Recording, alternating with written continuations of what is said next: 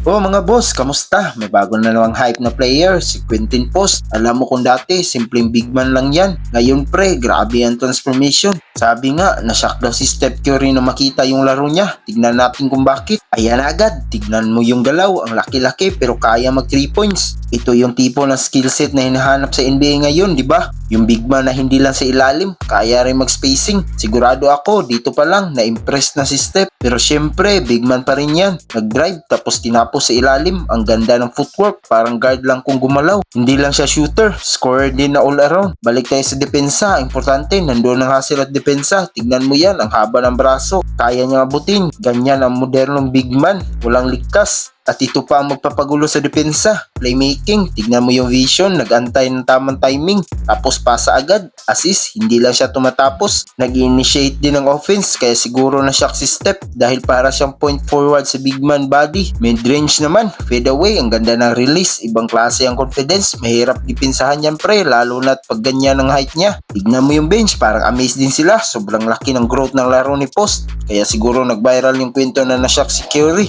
Physicality naman, offensive rebound, walang nakapigil. Tapos putback, yan ang lakas ng isang center. Hindi lang siya finish, may lakas din. Sa huli, block, tapos sumatakbo sa fast break. Ganyan ang kompletong laro, kaya hindi ka magsasawa sa Quintin Post show. Grabe ang galing ni Quintin Post. Shooting, passing, defense, footwork. Kaya pala na siya si Steph. Sa tingin nyo, magiging sleeper hit ba siya? Comment down below, huwag kalimutang i-like at subscribe.